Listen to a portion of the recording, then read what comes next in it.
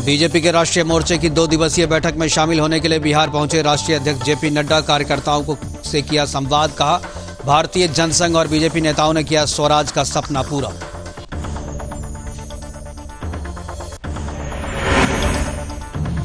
चंडीगढ़ में ड्रग्स की तस्करी और राष्ट्रीय सुरक्षा सम्मेलन में शामिल हुए गृह मंत्री अमित शाह ड्रग के कारोबार पर जताई चिंता। का ड्रग की तस्करी और प्रसार समाज के लिए घातक, युवा पीढ़ियों को खोखला कर रहा है ड्रग।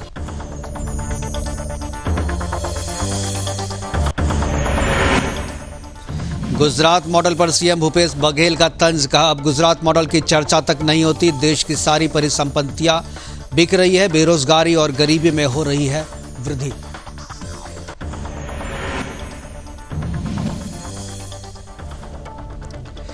सुदर्शन न्यूज की हुंकार पर झुका आतंकी संगठन पीएफआई। प्रधान संपादक सुरेश चौहान जी की ललकार पर दिल्ली में रद्द की गई रैली, पुलिस प्रशासन ने दी थी रैली की अनुमति।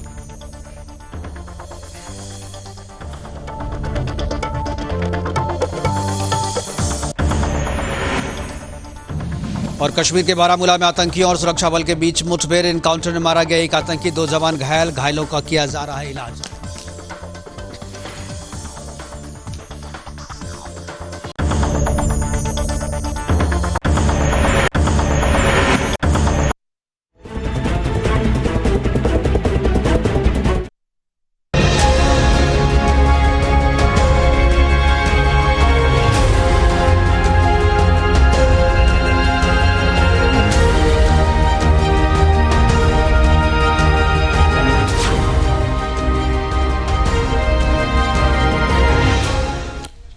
निभाई दोस्ती, मुंसिफ ने कातिल को राय करके हमारी पीठ पर उतरा हुआ खंजर नहीं देखा। नमस्कार, मैं हूं मुकेश कुमार और आप देख रहे हैं जवाब तो चाहिए। जवाब तो चाहिए में आज हम बात करेंगे फ्रेंडशिप डे की। वैसे तो हमारी संस्कृति में इस तरीके के दिवस को विशेष तौर पर मनाने का कोई रिवाज नहीं है। हमारे इतिहास और हमारी संस्कृति में दोस्त और दोस्ती की जो मिसाल है उसकी बराबरी पूरी दुनिया में नहीं हो सकती। कृष्ण और सुदामा की दोस्ती हो या कर्ण और दुर्योधन की, इनकी मिसाल दुनिया में दूसरी कहीं और नहीं मिलती।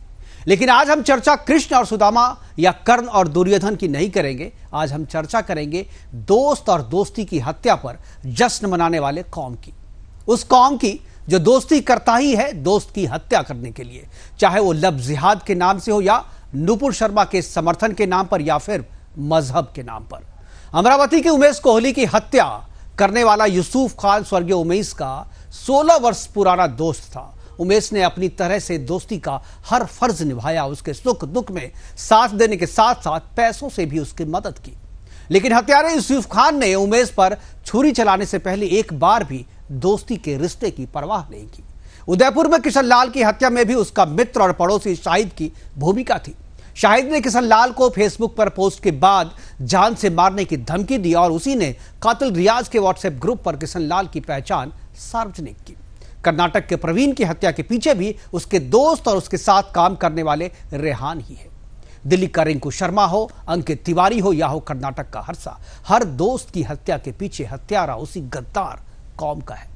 दोस्ती की हत्या करने वाली कौम में दोस्त और दोस्ती की क्या है परिभाषा, आज हम इस पर चर्चा करेंगे और यह भी बात करेंगे कि क्या कौम में दोस्त की हत्या पर जश्न मनाने का रिवाज है इस कौम में, और सबसे अहम यह कि कौन है इस कौम का दोस्त। करेंगे चर्चा और चर्चा के लिए हमारे साथ कुछ मेहमान जुटेंगे, लेकिन पहले एक रिपोर्ट देखते हैं। रिपोर्ट के बाद अपने मेहमानों से आपका परिचय करवाएंगे और चर्चा की शुरुआत करेंगे।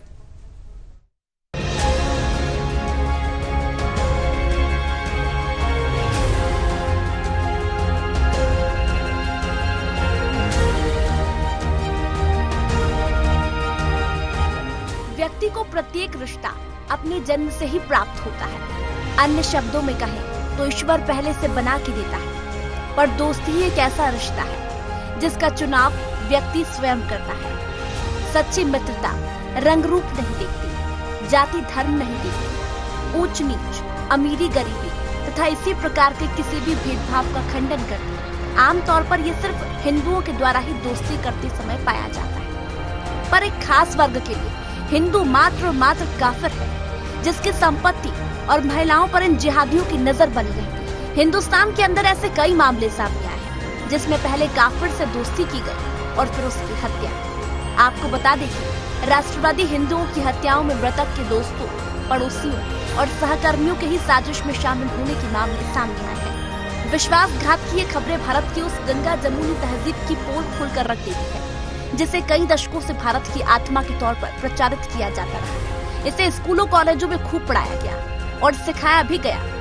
इस तहजीब को देश के बहुसंख्यक वर्ग ने भाईचारा के रूप में लिया और अपनाया भी, लेकिन दूसरे वर्ग के कट्टरपंथियों ने इसे हमेशा एक अवसर के रूप में इस्तेमाल किया। आज इस भाईचारे और विश्वास का एक एक तिनका बिखरता दिख रहा है, जो कभी था ही नहीं। कर्नाटक के प्रवीण नेटारू की हत्या से लेकर कन्हैया लाल, उमेश कोले, कश्मीर के राजस्व अधिकारी Rahul Bhatt, bank manager Vijay Kumar, school की प्रिंसिपल सुपिंदर कौर और शिक्षक दीपक चंद से लेकर 1990 के दशक के बालकृष्ण गंजू तक की हत्या में दोस्त, पड़ोसी और सहकर्मियों की संलिप्तता सामने आई है या फिर उन पर शक जाहिर किया गया।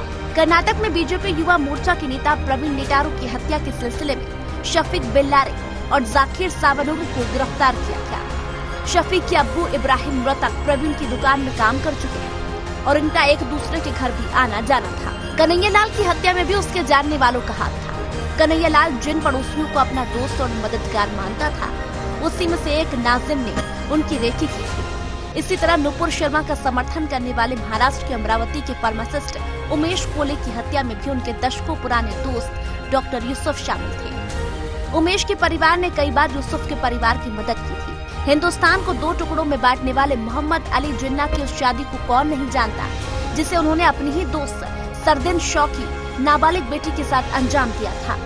ये भी तो विश्वासघात था। जिस घर में जिन्ना दोस्त और अंकल की हैसियत से आते जाते थे, उसी घर की 16 साल की नाबालिग पारसी लड़की रति को बहला लिया और अपने से 24 साल छोटी लड़की से शादी कर ली और धर्मांतरण भी कराया। मुख्य सवाल यह है कि आखिर हिंदुओं या यूं कहें कि गैर मुस्लिमों से इस्लाम के मानने वाले लोगों में इतनी नफरत हुई है कि वे दोस्त और पड़ोसी तक को नहीं बख्श रहे हैं। फ्रेंडशिप डे के दिन हम आपको ये रिपोर्ट इसलिए दिखा रहे हैं ताकि आप दोस्ती करें, लेकिन दोस्ती की कातिल कौम से बचकर।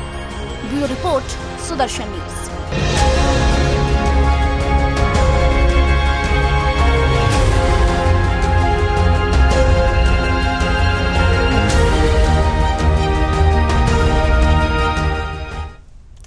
जी हाँ, दोस्ती तो करें लेकिन कातिल कौम से बचकर करें और सोच समझ कर करें। हमारे साथ कुछ मेहमान जुड़ गए हैं। हमारे साथ मेहताब उस्मानी, विनोद बंसल जी, प्राची अधिकारी ये जुड़ेंगे हमारे साथ। विनोद बंसल जी, प्राची अधिकारी जुड़ गई हैं और मेहताब उस्मानी अभी जुड़ने वाले हैं और उनसे भी हम बात करेंगे।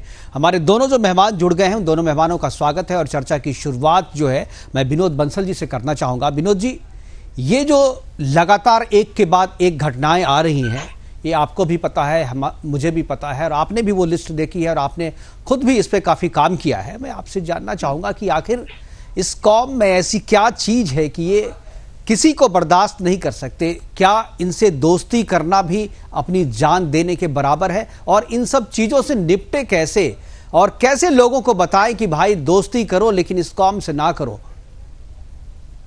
देखिए, बात यह कि जब जिसने पाला पोसा ना किया उसी को छुरा घोंपा, उसको खंजर अंदर किया।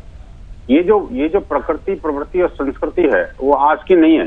हम इसको सदियों से देख रहे हैं मुकेश जी। बिल्कुल मुकेश जी, देखिए, जब मुगल भारत में आए थे तो आए तो वही शरणार्थी के रूप में ही आए थे ना जी। वो आकर के बेसिकली भारत के साथ कुछ व्यापार बढ़ाना चाहते थे, कुछ जो है वो एक कुछ सहायता के हाथ के लिए आए थे, कुछ नाम उसका ये था, कुछ सूफी के रूप में आए थे कि साहब हम आपका जो है ना वो हम तो ये बीच के हैं, ऐसे वैसे हैं।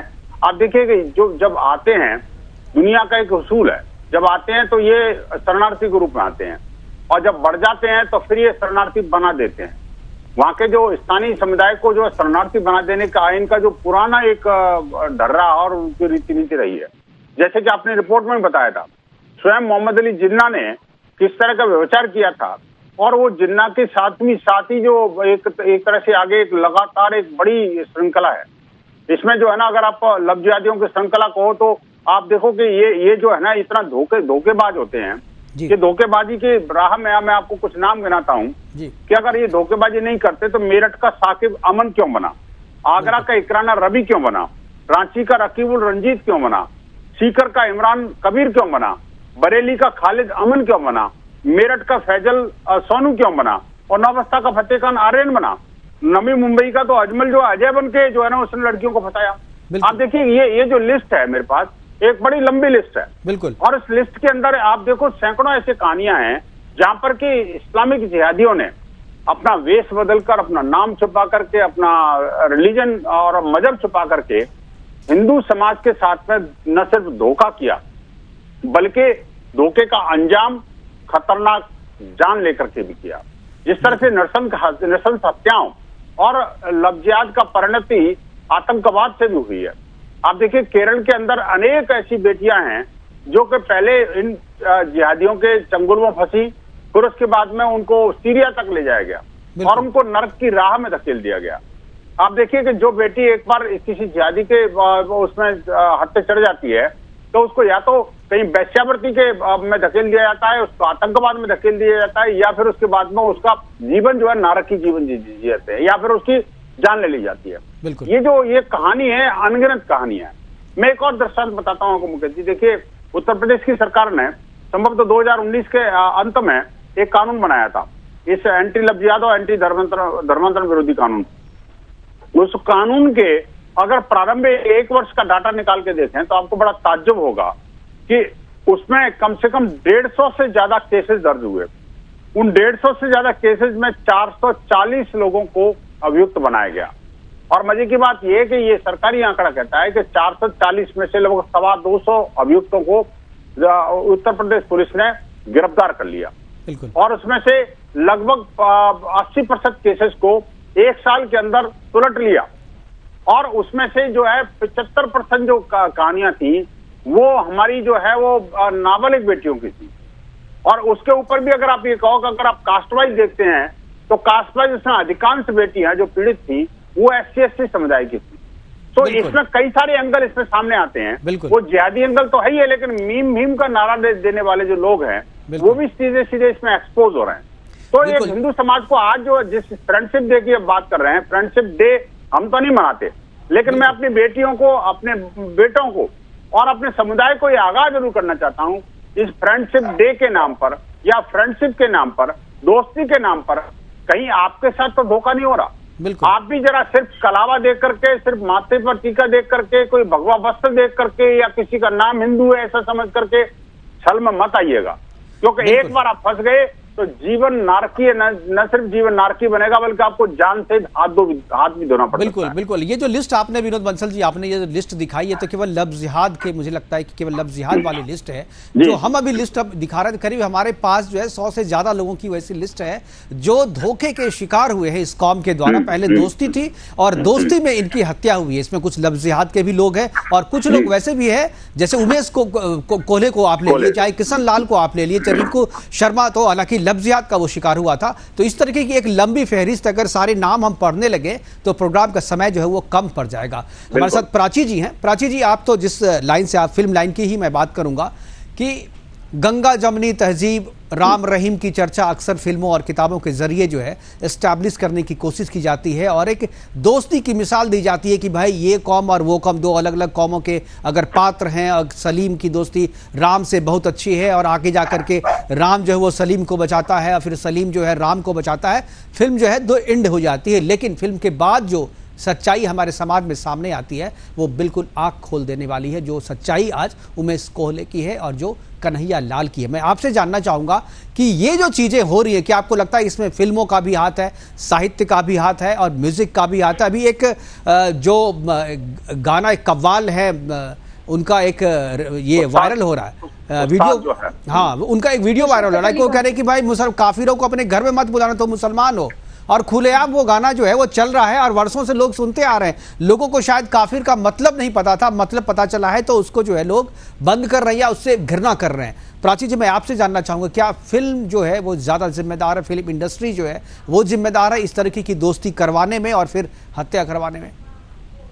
जी, सबसे पहले तो मैं ये कहना चाहूंगी कि इसमें जिम्मेदारी समाज की भी है कि समाज ने ऐसे लोगों को, ऐसे भांडों को मौका दिया कि जो आपके मुंह में थूकते हुए आए, आप टिकट लेके 300 रुपए का, 400 रुपए का और 1000 रुपए वहां खर्च करके आए पॉपकॉर्न वगैरह में, ये आपकी गलती है। क्योंकि अगर आपकी माँ बहनों की आपकी बहनों को शिकार करने का तरीका एक फिल्म बता रही है, और वो ये बता रही है कि आपका ब्राह्मण जो है वो लालची है, आपका बनिया जो है वो बेईमान है, आपको जो ठाकुर है वो बलात्कारी है, आपका जो वाल्मीकि वर्ग है वो हमेशा निम्न है, दलिद्र है, ये दिखा रही है। तो उसको देखकर वहां बैठकर ताली बजाने वाली जो जनता है वो सबसे बड़ी दोषी है। क्योंकि अगर आप देखना बंद कर देते, वो उनकी हिम्मत नहीं होती, उनकी औकात नहीं होती दिखाने की, और उनकी औकात नहीं होती जो टैलेंटेड लोग हैं उनको उनके लिए कॉन्स्पिरेसी करके उनको घर में बैठाने की, जो लोग उनके विरुद्ध आवाज खड़ी करते। तो ये आप लोगों की, ये पूरे समाज की गलती है। एज ए समाज में देखती हूँ इसको।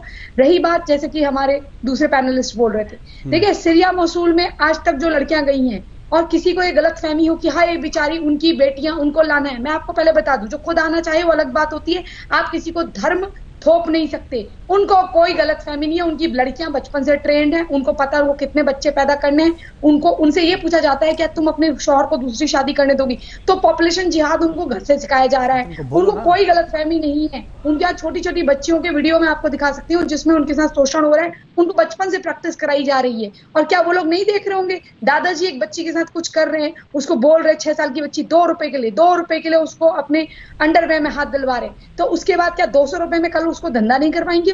तो ये सब चीजें वहां से ही आ रही हैं। ये चीजें उनको वहां से, कोई भी आप ड्रग का कारोबार देखिए, कोई भी वैश्यावृत्ति का कारोबार देखिए, कोई भी आतंकवाद का कारोबार देखिए, कहाँ इनका नाम रोशन नहीं है।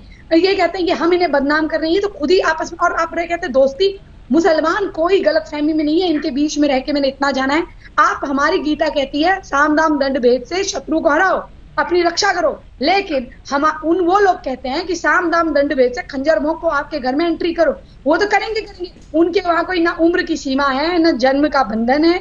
उनके वहां चाहे छोटी बच्ची हो, आपकी पोती हो, या आपकी बहन हो, या बेटी हो, आपकी माँ हो, उनको सबको मेरा सवाल ये है कि ये जो हिंदू समाज पर एक चश्मा पहना दिया गया है धर्मनिरपेक्षता का और भाईचारे का और गंगा जमुनी तहजीब का, इसमें सिनेमा का हाथ है। मैं ये कह रहा हूँ कि क्या आपको लगता है कि अभी जो करीना और जो करीना है, जो हिंदू लड़कियों का ये दिखाया जाता है कि यू नो व्हाट, शाहरुख जैसा पति होगा। शाहरुख जैसा नहीं होता, कोई गली कुचे के भिंडी बाजार का कोई सलीम होता है जिसके वहां मुर्गी एक और को फड़फड़ा रही होती है, एक और को कहीं बकरा बदा होता है, और वहां जाके कोई लड़की देखती है नहीं, इतनी गंदगी वहां पर रहती है, उसको शाहरुख और वो दिख रहा होता है। वहां तो उनकी मजबूरी है, वहां भी तलाक हो जाता, क्योंकि वहां रेड चिली के कोई शेयर पड़े हुए हैं, या उनका एक वो हो गया है कि सिंबल हो गया है। वो लोगों का बिल्कुल हाथ है, लेकिन हमारे लोगों का जो बचपन से अपने बच्चों को नहीं बता रहे कि रियल लाइफ में और रियल लाइफ में क्या अंतर है, वो एक बहुत बड़ा हाथ है। अरे इन लोगों को बिल्कुल बायकॉट करो ना। जो ये कहती है करीना कपूर, हम तो नहीं कहते हमारी मूवीज देखने के लिए, आप लोग खुद आते हैं,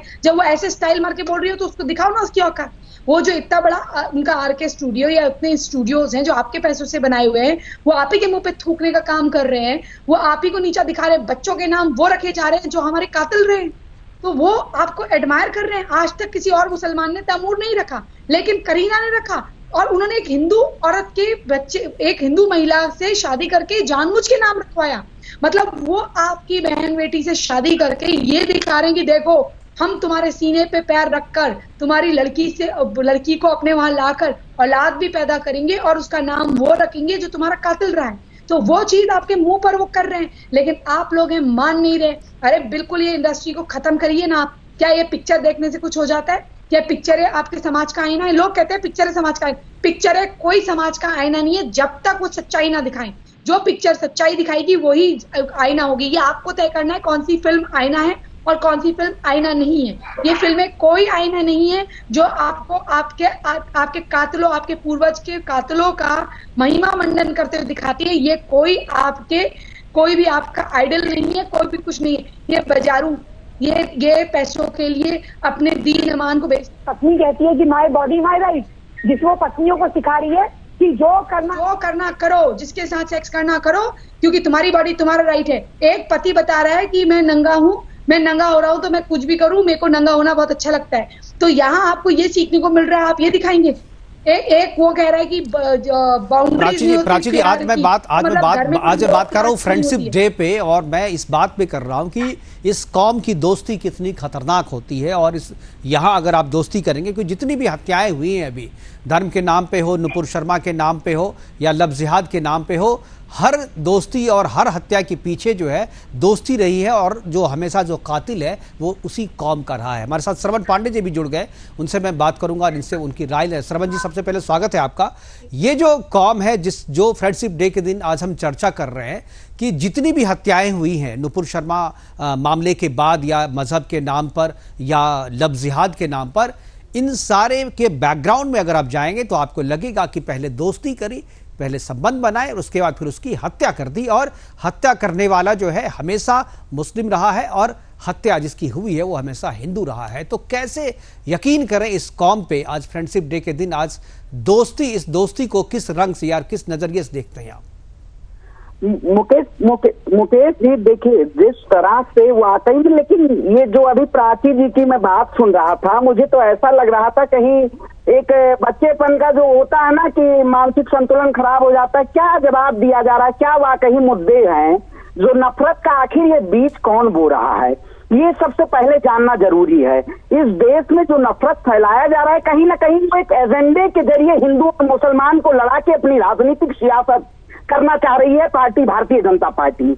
क्या वाकई में आप यहाँ देखिए, यहाँ एक मिनट, अभी यहाँ कोई बीजेपी का कोई प्रवक्ता भी नहीं बैठा हुआ, बीजेपी के किसी लोग ने नहीं कहा। मैंने आंकड़े के साथ, मैंने आपको आंकड़े के साथ बात करी। हमारे टेलीविजन स्क्रीन पे जो नाम आप देख रहे हैं, 100 से ज्यादा नाम ऐसे हैं जो इस दोस्ती के शिकार हुए हैं, और उनके नाम मैं दिखा रहा हूं और आपको भी पता है। तो आप किस एजेंडे के तहत इसको इनकार कर रहे हैं? आप स्वीकार क्यों नहीं कर रहे? मैं तो आंकड़े दे रहा हूं आपको। बीजेपी का प्रवक्ता हो या ना हो, देखिए मैं बीजेपी का प्रवक्ता से कभी मैं बहस करने जाता हूँ, देश के मौजूदा हालत को मैं प्रत्यक्ष रूप से दिखाना चाहता हूँ कि देश में वाकई में मौजूदा हालत कौन सी है। अब जैसे भी प्राची जी ने कहा, प्राची जी कह रही है वो भी वो, देखिए जवाब एक होता है, क्या मौजूदा स्थिति में जो देश में नफरत फैल रही है इसके कौन जिम्मेदार हैं, उनको दोषियों को सजा देनी चाहिए। इसको कोई धार्मिक चश्मों से नहीं देखना चाहिए कि अगर मुस्लिम दोस्त, हमारे भी कई ऐसे मुस्लिम दोस्त हैं जो हमारे बहुत करीबी हैं, ये नहीं प्रत्येक मुसलमान और प्रत्येक हिंदू सही है या गलत है, इसको कहीं नहीं प्रमाणित किया जा सकता है। लेकिन कुछ लोग इस देश में इसके सर्टिफिकेट बांट रहे हैं कि इस देश में एक ऐसी कौम है पूरी सोसाइटी को भैया कातिलों से दूर रहना चाहिए, कातिलों से, गुंडे तत्वों से हिंदू समाज सतर्क हो जाए। देख लीजिए इन चेहरों को, जो ये सफेद पोश भिड़िए हैं जो दोस्ती की आड़ में आपके पीठ में खंजर भोंकेंगे, इनको देख लीजिए, इनको अपने घरों में आना लाना बंद करिए, इनको दूर रखिए, दूर। अगर प्राची जी ऐसे नहीं मरना चाहते तो दूर रखिए। प्राची जी, इनको एक बार सुन लीजिए, फिर विनोद जी के पास जाएंगे। एक बार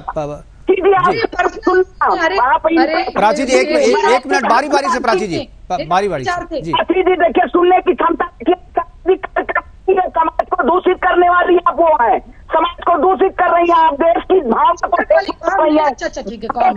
श्रवण जी, मैंने जो सवाल पूछा है आप उसका जवाब दीजिए, प्राची जी के बाद में जवाब। मैंने सवाल आपसे पूछा है कि इस दोस्ती को क्या नाम दे, आप इस दोस्ती को क्या नाम दीजिएगा? भाई दोस्ती आपने किया, उमेश कोले ने भी दोस्ती किया था रियाद से, आखिर उसका सिला क्या निकला? कन्हैया लाल ने भी अपने पड़ोसी से दोस्ती करी थी, उसके साथ खाना पीना, उठना बैठना, आना जाना सब कुछ था, लेकिन आखिर में जब उसकी हत्या हुई तो उसके पीछे रेकी करने वाला वही था। उसी ने उसके पोस्ट को उस कातिल के व्हाट्सएप ग्रुप में जो है शेयर किया था और उसको बात बताई थी। नुपुर शर्मा के मामले में जितनी भी हत्याएं हुई है, उन सभी हत्याओं के पीछे जो है ऐसा ही दोस्त है, जो दोस्त के नाम से आपके साथ में रहते हैं, लेकिन होते हैं वो आपके कातिल ही निकलते हैं लास्ट में। मैं इस रिश्ते पे आपसे बात करना चाह रहा हूं, आपके कमेंट्स जानना चाह रहा हूं, आप क्या सोचते हैं? श्रवण जी। जी नहीं, देखिए रिश्ता कोई देखिए, जैसे माँ बेटे का रिश्ता होता है उससे आपसी भाईचारा सबका होता है, लेकिन ये कहीं ना कहीं किसी को भ्रांतियां फैलाई जाती हैं। आज इस देश में देखिए भाईचारा कहाँ श्रवण जी, जब पहली हत्या हुई थी, एक मिनट श्रवण जी, आप समझ मैं पूछ के आ रहा हूँ, आप समझ नहीं रहे। जब पहली हत्या हुई थी तो मैंने दोस्ती पे सवाल नहीं उठाया था, नहीं, आप श्रवण जी मेरी बात सुनिए, मैं जो कह रहा हूं उसको आप समझिए, उसके बाद जवाब दीजिएगा। मैंने कहा जब पहली हत्या हुई मैंने कोई सवाल नहीं उठाया दोस्ती पे, हिंदू मुसलमान दोस्ती, राम रहीम की दोस्ती पे कोई सवाल नहीं उठाया। दूसरी हत्या पे नहीं उठाई, तीसरी पे, चौथी पे, पांचवी पे, छठी पे, 7वीं, 8वीं, 9वीं, 10वीं, 11वीं, 100वीं तक मैंने कोई सवाल नहीं उठाया, कोई सवाल खड़े नहीं किए। लेकिन जब लगातार संख्या बढ़ रही है, सैकड़ों से 100 सैकड़े हो रहे हैं, तो फिर तो सवाल कोई तो उठाएगा ना श्रवण जी। कब तक आप मूंद करके देखते रहेंगे सब चैनल को धन्यवाद देता हूं और मुकेश जी को आपको भी धन्यवाद देता हूं कि अपने देश के मौजूदा मुद्दों को। ये आपको मुद्दा नहीं लग रहा है? नहीं, ये आपको कोई मुद्दा नहीं लग रहा है श्रवण जी, ये आपको कोई मुद्दा नहीं लग रहा है? नहीं, आप जो है दोस्ती के नाम पर आप लगातार हत्याएं हो रही हैं और आप कह रहे हैं कि ये कोई मुद्दा नहीं है। आपके लिए मुद्दा नहीं होगा, हमारे लिए यही मुद्दा है श्रवण जी। शांत हो जाइए, बोलने की जरूरत नहीं है। जवाब देंगे विनोद बंसल जी। विनोद बंसल जी, क्या ये कोई मुद्दा नहीं है? ठीक है श्रवण जी, सुन लिया, मैं समझ भी गया आप क्या बोलना चाह रहे हैं और कैसी सोच है आपकी। जवाब ठीक है, आप शांत हो जाइए, मैं समझ गया आपकी बात, समझ गया, आप जवाब ले लीजिए। देखिए मेरी बात सुने। अरे कितना, तभी से तो लगातार आप भी बोल रहे हैं, कितना बकवास नहीं सुन सकता मैं ज्यादा।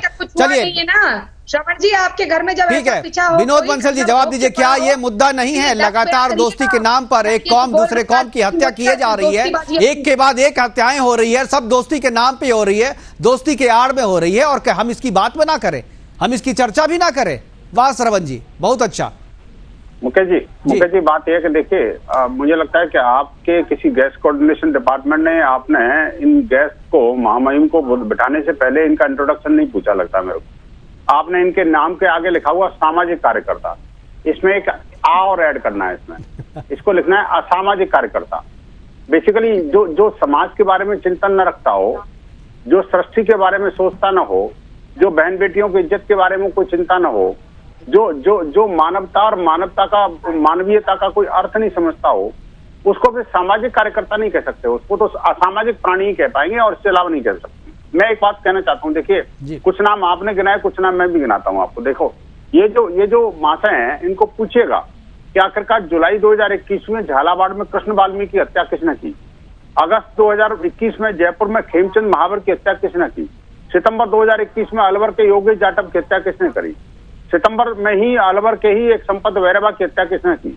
अक्टूबर 2021 में झालावाड़ की पूजा मेहरा, जो मात्र 19 वर्ष की थी बेचारी, उसकी हत्या किसने की? अक्टूबर में बांसवाड़ा के गौरव प्रकाश भट्ट की हत्या किसने करी? पाली में मार्च 2022 में सारिका की हत्या किसने की? 17 साल की थी बिटिया अकेली वो। आप देखिए कि जो आदर्श तापड़िया था मई 2022 में, उसकी हत्या किसने की? चित्तौड़गढ़ के रतन सोनी को किसने मारा? कन्हैया लाल को तो अब पता ही है सबको। आप मुझे बताइए, एक ये लंबी फहरिस्त है, मेरे पास अभी जो है ना जी 6 दर्जन लोगों की लिस्ट है। ये आपके पास वो है, वो लिस्ट अलग है, लेकिन मैं कहना चाहता हूं कि इन सब लिस्ट के बावजूद भी लोग अपनी आंखों पर, मुंह पर पट्टी बांध के कैसे बैठ जाते हैं, मुझे बड़ा ताज्जुब होता है। संभवतः न तो इनके घर पर कभी अटैक हुआ और न ही इनके पड़ोस में किसी रिश्तेदारी में कोई फंसा। मुकेश जी, एक छोटा सा दृष्टांत देता हूं मैं जी। आज से लगभग 10 वर्ष पूर्व किसी नेशनल इंग्लिश चैनल पर मेरी एक डिबेट हो रही थी लव जिहाद के ऊपर, है ना। और लव जिहाद पर आपके जैसा एक खुदी एंकर जो है ना, मेरे से बार बार वो जोर जोर से चिल्ला के चीख के पूछा था, कहाँ है लव जिहाद, कैसा लव जिहाद, क्या डाटा है आपके पास, कैसे बोल रहे हो, ये आप वेमनिस्ट बढ़ाते हो, मुसलमान और हिंदुओं के बीच में कटुता बढ़ाते हो, ये वो 50 तरह की बातें उन्होंने करी। आप देखिए, मैंने कहा मेरे भाई साहब, आपको नहीं पता, आप ये हवाई पुलाव बिखेर रहे हो, उसकी श्वास में आप आनंद ले रहे हो। मुझे पता है, मैं उन बेटियों के साथ जीता हूं, मरता हूं, उन परिवारों को पालता हूं जो जिनको आपके जिहादी छोड़ देते हैं। लेकिन आप बताऊं, आपको ताज्जुब होगा मुकेश जी, उसके ठीक 1 साल बाद वो व्यक्ति उस चैनल से चला गया। वो चला गया किसी सरकारी चैनल में। एक दिन रात को 11 बजे उनका फोन आता है, कहते विनोद जी आपसे हेल्प चाहिए। मैंने, क्या हुआ भाई साहब? वो क्रिश्चियन परिवार से था वैसे। उसने कहा मेरे से हेल्प चाहिए। मुझे लगा पता नहीं यार किस लिए आज रात को 11 बजे फोन कर रहे हैं। उन्होंने कहा ऐसे ऐसे मेरी साली है, मुंबई में रहती है, और उसको ऐसे ऐसे कुछ लोग उठा के ले गए। मैंने, कौन लोग हैं? वो शक पकाया थोड़ा सा, फिर उसने नाम बता दिया। तो मेरे को एक मन में तो आया, मैंने कहा इसको बता दूं कि इसी को कहते हैं लव जिहाद भाई साहब। लेकिन मेरी संस्कृति इस बात को अलाउ नहीं करती। मेरी संस्कृति ने कहा, मैंने कहा देखो ऐसा है, कोई बात नहीं, मैं आपको पूरी सहायता करूंगा, ये नंबर लिखिए, इस नंबर पर कॉल करिए, अगर आपको इमीडिएटली सहायता न मिले तो तुरंत मेरे को घंटे भर में कॉल बैक जरूर करना। ये है हमारी संस्कृति मुकेश जी। बिल्कुल, और ये है हमने उस हमारी बेटियों को संस्कृति, बचाया। ये है हमारी दोस्ती। हाँ, ये हमारी दोस्ती और जी। ये हमारी संस्कृति। एक तरफ वो दोस्ती जो दोस्ती के नाम पर धब्बा है, जिस थाली में खाते हैं उसी में छेद करते हैं, और जिस छाती से लगाते हैं उसी में खंजर घोंपते हैं। आप देखिए, ये इस बात को समझना पड़ेगा। हिंदू समाज के प्रत्येक व्यक्ति को सेकुलरिज्म को, उस कीड़े को बाहर से निकालना पड़ेगा। बिल्कुल, आप देखिए, हमारी संस्कृति जो है वो सनातन संस्कृति है। हम वसुदेव कुटुंबकम में विश्वास करने वाले लोग हैं। हम सर्वेभवन्तु सुखिनः सर्वे सन्तु निरामया में विश्वास करने वाले लोग हैं। हम चींटी को भी मारने से डरते हैं। चींटी को भी कहीं फूंक देगा कि पानी में भी गिर जाए तो जीवन देने की। बिल्कुल, और हमारे बिल्कुल, मुझे लग रहा है आपकी बात जो है श्रवण पांडे सुन रहे हैं। श्रवण पांडे जी, आपसे मैं लूंगा इस पे जवाब। जो इनको थोड़ा श्रवण, इनको बोलिए जरा, थोड़ा श्रवण शक्ति भी बढ़ाएं जी बोलने की। सुन रहे जी। प्राची जी की मैं एक प्रतिक्रिया चाहूंगा इस पे। प्राची जी, देखिए, वो बिल्कुल सच कह रहे हैं, ये दोस्ती के काबिल नहीं है। उनका कंसेप्ट बिल्कुल क्लियर है। मैं मुसलमानों के बीच में रहकर इतना समझ रही हूँ, उनका कंसेप्ट बिल्कुल क्लियर है। जो पहले वो मोपला के टाइम पे एक हाथ में कुरान एक हाथ में ये तलवार करते थे, वो आज भी है। वो अदृश्य तलवार आपको दिखाई नहीं देती, एंड मौके पर उसका खंजर का इस्तेमाल भी करते हैं। वो आपसे दोस्ती करते हैं, इसलिए अगर आप एक महिला हो, वो एंड तक ट्राई करते हैं। जो आपके साथ वो अच्छे गिफ्ट देना, ये देना, वो आपके अकॉर्डिंग करते हैं। आप गरीब है, गरीब के अकॉर्डिंग, अमीर है तो अमीर के अकॉर्डिंग, वो जैसे चाहे आपको फांसना चाहते हैं। लेकिन अगर आप नहीं फंसे तो एंड में आपको वो पहले बाइकआउट करेंगे, उसके बाद वो आपको कत्ल करेंगे। वो जैसे धमकियां हमको भी मिल रही है, हमारे साथ भी हो रहा है, और वो बिल्कुल वो इतनी गंदी सोच रखते हैं हमारे शिवलिंग के बारे में। इसके बारे में आपको मैं क्या बताऊं, उनकी कंसेप्ट बिल्कुल क्लियर है कि कोई काफिर दोस्त नहीं होता। जितना पाक खाने से आपका रिश्ता है, आपको टॉयलेट जाना जरूरी है, वॉशरूम जाना जरूरी है, उतना अगर काफिर से आपको बात करना जरूरी तो बिल्कुल उसी सीमा तक, उसी हद तक आप उसके साथ जाएं, उससे बात करें, उससे अपने संबंध बनाए, बाकी इससे ज्यादा नहीं। बिल्कुल उनका कंसेप्ट बिल्कुल क्लियर है। लेकिन श्रवण पांडे को शायद अभी भी उम्मीद है अपने किसी दोस्त पे। श्रवण जी, आपके दोस्त होंगे, आपने कहा, क्या जो विनोद बंसल जी जो कह रहे हैं आप कन्विंस हैं या जवाब देना चाहते हैं?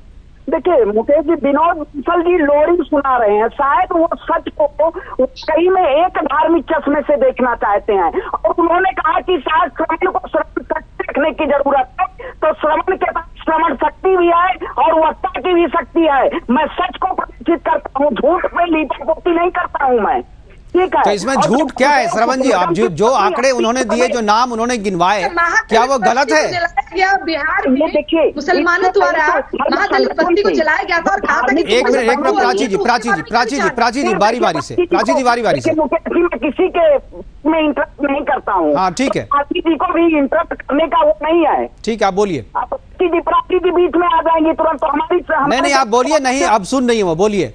बिल्कुल, तो वही बात है। देखिए, आपसी भाईचारा भारत की वही एकता है, वही अखंडता है। लेकिन भाई, जब तक उमेश कोहले की हत्या नहीं हुई थी तब तक वो भाईचारा निभा रहे थे ना। तो भाईचारा निभाते ही कत्ल होता है। उसी पे तो सवाल है कि आखिर कब तक, कत्ल होने की हद तक आप भाईचारा निभाएंगे क्या? भाई को जो चारे की तरफ कर जाए उसी को भाईचारा बोलते हैं क्या? बिल्कुल, सामाजिक नपुंसकता है, सामाजिक नपुंसकता। आप बताइए, मछली तालाब में एक मछली अगर मर जाती है तो क्या पूरी मछली को गंदा कर देंगे? आप क्या पूरे उसको समाज? अरे भाई साहब, बाकी मछलियां उनको सड़ाने में और मदद कर रही हो, तो फिर क्या करेंगे आप? एक कसाब आता है, करोड़ों रुपए का कसाब आता है, कितनों को गोलियां मार देता है। उस कसाब के खिलाफ कितने लोग बाहर आके खड़े होते हैं?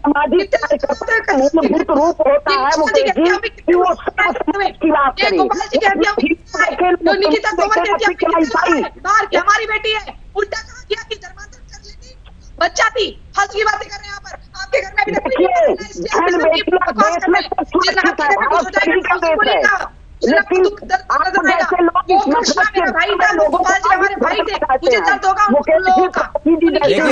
आप कह रहे हैं, मैं थोड़ी बहुत आपकी बात से मैं सहमत हो सकता हूं। हर एक मुसलमान हो सकता है ऐसा नहीं हो, लेकिन जो मुसलमान इससे फिरता है उसके खिलाफ भी वही होता है। मैं आपको एक उदाहरण देना चाहूंगा, और बंसल जी मैं आपसे इस पर प्रतिक्रिया भी चाहूंगा।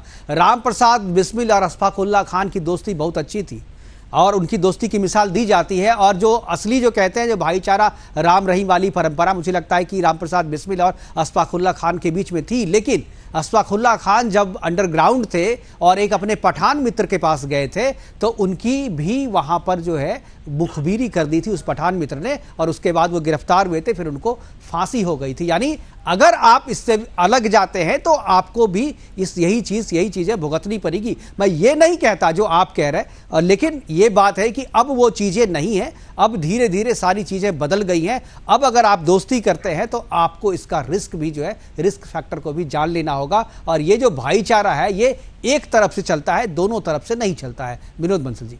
मुकेश जी, देखिए दो बातें, अगर आपने इतिहास की बात की तो मुझे भी एक इतिहास याद आ गया जी। आपको याद होगा कि वीर हकीकत राय के साथ क्या हुआ था जी। वीर हकीकत राय एक मदरसे में पढ़ते थे, बड़े होनहार और बड़े इंटेलिजेंट बच्चे थे, और वो आप देखिए कि वो एक संपन्न परिवार के बेटे भी थे। आप देखिए कि जैसे ही मदरसे में छुट्टी हुई तो वो बच्चे बाहर आ गए और उनके दोस्तों ने जबरदस्ती करी उसको खेलने के लिए। उसने कहा मेरा आज मूड नहीं है, मुझे घर में कुछ काम है, मुझे जाना है। और उनको उसको उकसाने के लिए उसने माँ काली को जो है ना, उन्होंने गाली देना शुरू किया। और उसके बाद जब उसने ये कहा कि भाई यार कैसी बात कर रहे हो यार, ऐसी बातें मत करो, अगर यही बातें मैं अगर मान लो बीबी फातिमा के बारे में कहूं तो आपको अच्छा लगेगा क्या? आप देखिए वो जो दोस्त थे जो हमेशा उसके साथ पढ़ा करते थे, रहते थे, वही उनके जान के दुश्मन बन गए। और अंततः जब तक उसका कत्ल नहीं हो गया तब तक उन्होंने सांस नहीं ली। आप देखिए तब तक वो चुप नहीं बैठे। ये है उनकी कातिलाना दोस्ती। एक और बात बताऊंगा आपको मैं। देखो फिल्म इंडस्ट्री की मेरी बहन बैठी है, मुझे तो ज्यादा नहीं पता, मुझे कल ही किसी पत्रकार ने बताया कि एक फिल्म इंडस्ट्री के बड़े मशहूर गायक वो है अपने शायर, और उन शायर साहब का नाम है उस्ताद नुसरत फतेह अली खान जी। मैं उसी की बात कर रहा था। हाँ, देखिए उन्होंने क्या बोला था, उनके लाइन मेरे को एक पत्रकार ने कल भेजी, और ये देखिए उसमें उन्होंने गाया है, कुछ तो सोचो मुसलमान हो तुम, काफिर को ना घर में बिठाओ। बिल्कुल। कुछ तो सोचो मुसलमान हो तुम, काफिर को ना घर में बिठाओ। आगे वाली पंक्ति बड़ी महत्व की है जी। लूट लेंगे, अरे लूट लेंगे ये ईमान हमारा, अपने चेहरे से गेसू हटाओ। लूट लेंगे ये ईमान हमारा।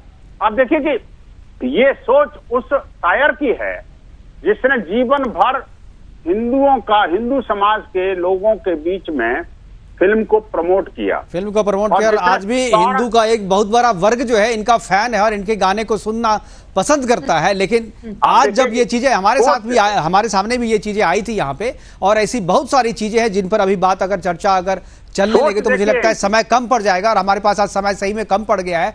और मैं अपने सारे जो मेहमान हमारे साथ जुड़े हैं क्षमा मांगते हुए प्रोग्राम को यहीं पर खत्म करना पड़ेगा। हमारे साथ जुड़ने के लिए विनोद बंसल जी आपका, प्राची अधिकारी जी आपका, और श्रवण पांडे जी आपका बहुत बहुत धन्यवाद। आप जुड़े और हमसे अपनी बात हमारे साझा किया। लेकिन फ्रेंडशिप डे के दिन आज मैं सिर्फ यही कहूंगा कि एक जरा सा गफलत हुई और पीठ में खंजर लगा। आज दोस्तों की दोस्ती से डर लगता है मुझे। फिलहाल अभी के लिए इतना ही, दीजिए इजाजत, नमस्कार।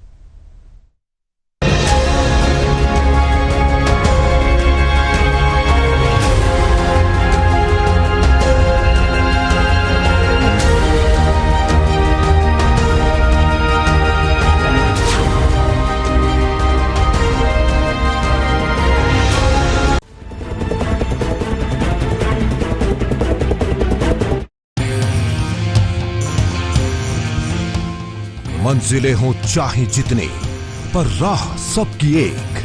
डॉक्टर सीवी रमन यूनिवर्सिटी, करगी रोड, कोटा, बिलासपुर। हमारे यहां बेतहाशा जो जनसंख्या विस्फोट हो रहा है, ये जनसंख्या विस्फोट हमारे लिए, हमारी आने वाली पीढ़ी के लिए अनेक नए संकट पैदा करता है। हिंदुस्तान का इस्लामीकरण होने से रोकने के लिए और आपके बच्चों को भविष्य में हिंदुस्तान के जनसंख्या के असंतुलन से बचाने के लिए हमने पूरे हिंदुस्तान में 70 दिन और 20,000 किलोमीटर की जनसंख्या नियंत्रण यात्रा की है। करोड़ों लोगों ने समर्थन किया है, आप भी समर्थन करें और हिंदुस्तान में जनसंख्या नियंत्रण कानून लाने के लिए इन नंबरों पर मिस कॉल दें।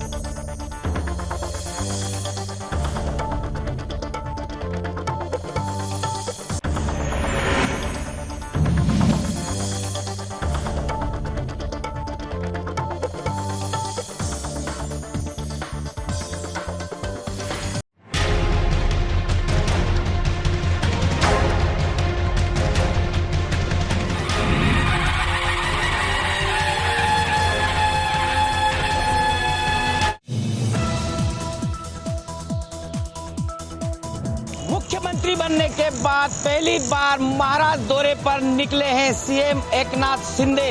आज और कल अगले 2 दिनों तक संभाजी नगर जिले का दौरा करेंगे सीएम एकनाथ शिंदे। संभाजी नगर में एकनाथ शिंदे की स्वागत की हो रही है जोरदार तैयारी। महाराष्ट्र राज्य के मुख्यमंत्री एकनाथ शिंदे आज और कल 2 दिनों के संभाजी नगर जिले के दौरे पर हैं। इस दौरान जगह जगह पर रोड शो निकालकर समर्थक करेंगे शक्ति प्रदर्शन। आज दोपहर 4 बजे के लगभग मालेगांव से सड़क मार्ग होते हुए मुख्यमंत्री एकनाथ शिंदे वेजापुर पहुंचेंगे। वेजापुर में एक जनसभा को संबोधित करने के बाद रात 10 बजे के लगभग संभाजी नगर पहुंचेंगे और रात का विश्राम संभाजी नगर में होगा। 21 जुलाई कल सुबह 10 बजे मुख्यमंत्री एकनाथ शिंदे संभाजी नगर के विभागीय आयुक्त कार्यालय में मराठवाड़ा में बारिश के चलते किसानों के हुए नुकसान को लेकर अधिकारियों के साथ बातचीत करेंगे। महत्वपूर्ण मीटिंग होगी और कल दोपहर 4 बजे संभाजी नगर जिले के सिल्लोड शहर में कई विकास कामों का करेंगे भूमि पूजन और लोकार्पण। शाम 5 बजे सिल्लोड शहर से ऐतिहासिक जनसभा को करेंगे संबोधित। कल शाम 7 बजे संभाजी नगर में रोड शो करते हुए छत्रपति शिवाजी महाराज, छत्रपति संभाजी महाराज और डॉक्टर बाबा साहब अम्बेडकर जी की प्रतिमाओं को पुष्पमाला पहना कर करेंगे अभिवादन। रात 8 बजे उद्धव ठाकरे को छोड़कर शिंदे ग्रुप में शामिल हुए सभी विधायकों के साथ महत्वपूर्ण मीटिंग। उसके बाद रात 11 बजे वापस मुंबई के लिए निकलेंगे एकनाथ शिंदे। 2 दिन के संभाजी नगर जिले के दौरान मुख्यमंत्री एकनाथ शिंदे कई नई योजनाओं का करेंगे भूमि पूजन और लोकार्पण। BM Rathore, Sudarshan news, Sambhaji Nagar, Maharashtra. उत्तरी कश्मीर के बारामूला के वनीगाम इलाके में आतंकियों और सुरक्षा बल के जवानों के बीच आज सुबह मुठभेड़ हुई और मुठभेड़ में कई घंटों तक गोलाबारी का सिलसिला जारी रहा और आखिरकार वहां पे इस मुठभेड़ में एक पाकिस्तानी आतंकी को मार गिराया गया है, जबकि पूरी तरह से ऑपरेशन समाप्त हो चुका है। आपको बता दूं कि जम्मू कश्मीर पुलिस को पहले ही सूचना मिली थी कि इलाके में कुछ आतंकियों की मूवमेंट है, जिसके बाद तलाशी अभियान चलाया और इस तलाशी अभियान में वहाँ पे इस आतंकी को मारा गया है। लेकिन सबसे बड़ी दुखद की खबर ये रही कि भारतीय सेना के 2 जवान और जम्मू कश्मीर पुलिस का 1 जवान गंभीर रूप से इस एनकाउंटर में घायल हो चुके हैं। वही आर्मी का प्रोफेशनल और ट्रेन्ड स्नाइपर डॉग भी गोलाबारी में मारा गया है और पूरी तरह से ऑपरेशन इस समय वहां पे खत्म हुआ है और सुरक्षा बल के जवान उसी इलाके से भी वहां पे वापस निकल चुके हैं। वही दूसरी जानब से उत्तरी कश्मीर के कुफवारा में सुरक्षा बलों ने एक बड़े आतंकी हमले को टाल दिया है, क्योंकि वहां पे 2 हाइब्रिड आतंकी गिरफ्तार कर लिए गए हैं। गिरफ्तार किए गए आतंकी दोनों स्थानीय बताए जा रहे हैं और उनसे भारी मात्रा में असला और गोला बारूद, जिनमें पिस्टल्स, ग्रेनेड्स और एम्यूनेशन बरामद कर लिया गया है। वही पुलिस ने मामला दर्ज कर लिया है और उनसे मजीद तहकीकात की जा रही है और उनके साथियों के बारे में भी जानकारी इकट्ठा करने की कोशिश की जा रही है। पटना में भाजपा की संयुक्त मोर्चों की कार्यकारिणी की बैठक आयोजित की गई। इस बैठक का उद्घाटन राष्ट्रीय अध्यक्ष जेपी नड्डा ने किया। पटना पहुंचने पर इसके पूर्व जेपी नड्डा का भव्य स्वागत किया गया और रोड शो का भी आयोजन किया गया। बीजेपी के सभी 7 मोर्चों के 2 दिवसीय राष्ट्रीय सम्मेलन का उद्घाटन आज भाजपा के राष्ट्रीय अध्यक्ष जेपी नड्डा ने पटना में किया। इसके पूर्व पटना पहुंचने पर राष्ट्रीय अध्यक्ष जेपी नड्डा का भाजपा के प्रदेश अध्यक्ष डॉक्टर संजय जायसवाल सहित तमाम बड़े नेताओं ने स्वागत किया। इसके बाद जेपी नड्डा का रोड शो हुआ, जिसमें बड़ी संख्या में भाजपा के नेता और कार्यकर्ता शामिल हुए। रोड शो के पूरे कार्यक्रम के दौरान रास्ते में कई जगहों पर जेपी नड्डा का भव्य स्वागत किया गया। पटना की सभी